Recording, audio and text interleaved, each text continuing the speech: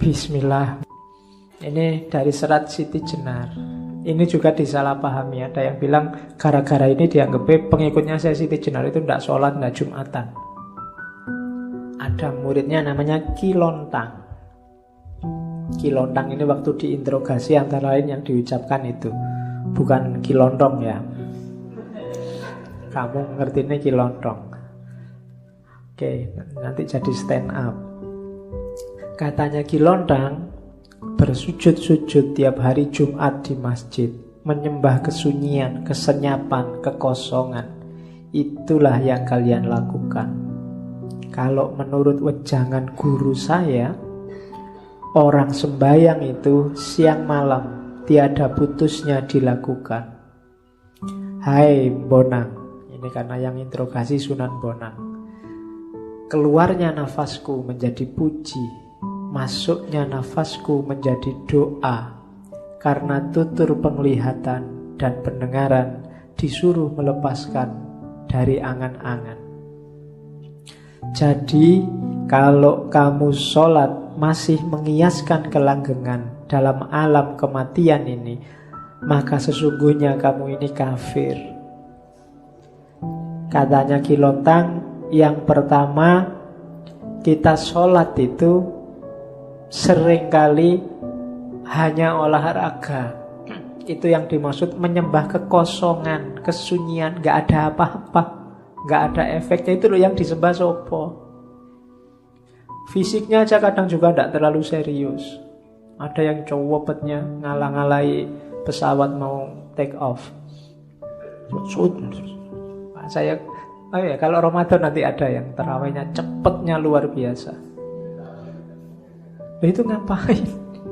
Kita sholat kan sedang berkomunikasi loh dengan yang paling maha puncak, Allah yang tiap hari merindukan kita.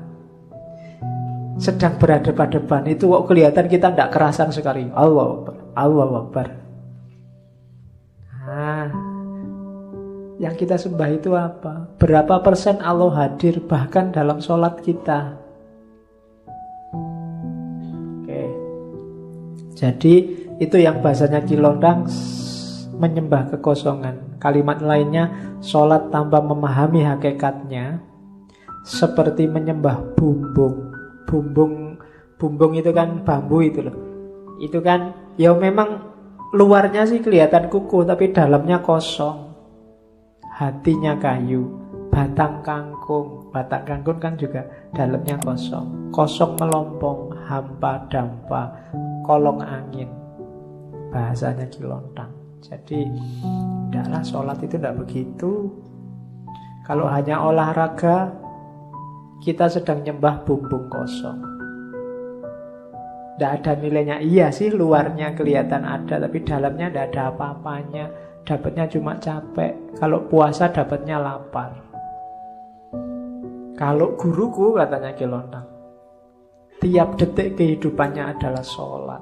Makanya tadi saya bilang enggak, para wali itu justru mereka yang maniak ibadah, maniak syariat, tapi tidak berhenti di syariat. Syariat itu hanya wadahnya, lantarannya untuk naik ke wilayah yang lebih tinggi, dan puncaknya adalah bertemu dengan Allah. Terus ada lagi sindiran, sholat yang mencuri katanya.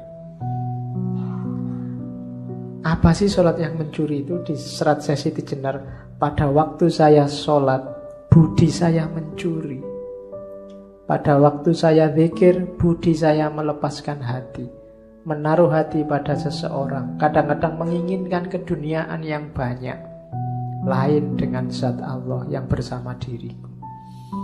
Jadi sholat dan semua amal ibadah itu kan semacam permintaan Allah untuk kita lakukan. Harusnya demi Allah.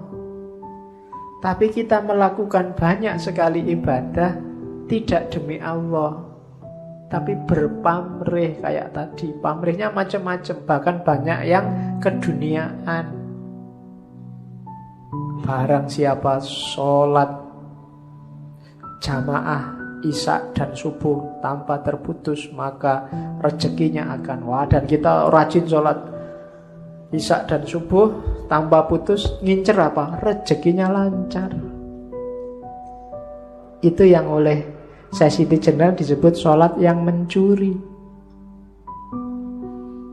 akal budi yang mencuri. Padahal bukan itu harusnya.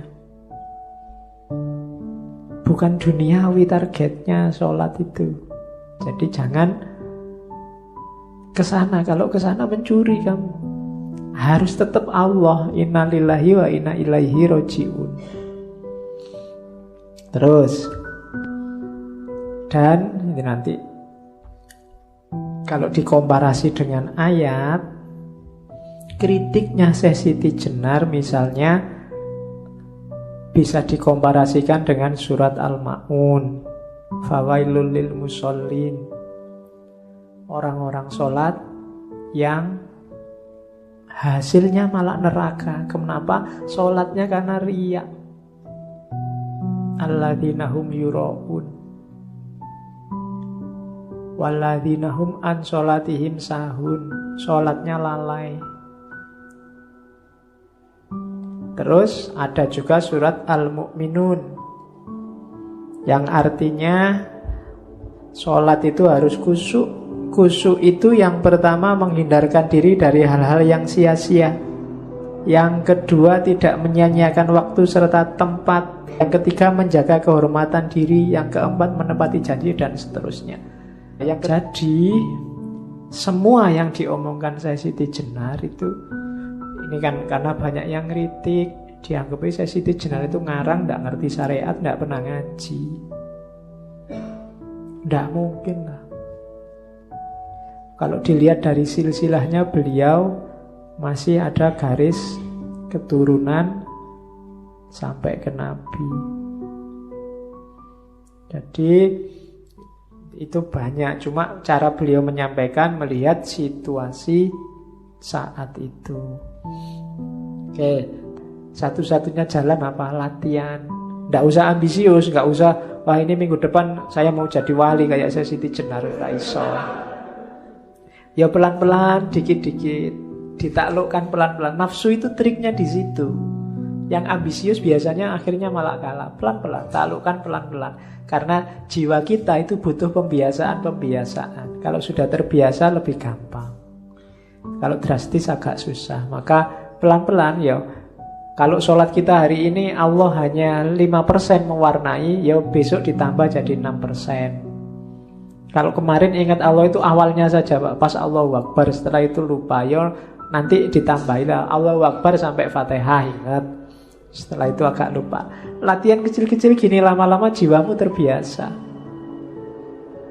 Itu yang perlu ditempuh.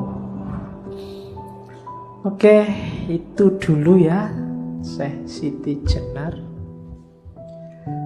Semoga ada yang bisa diambil dari beliau. Dan seperti saya bilang di awal, kita sudah capek berkontroversi, saatnya kita ambil hikmahnya dari ajaran-ajaran Syekh Siti Jenar.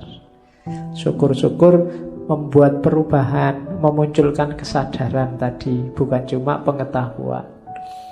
Kurang lebihnya mohon maaf. Wallahul muwaffiq, wallahu a'lam bissawab. Wassalamualaikum warahmatullahi wabarakatuh.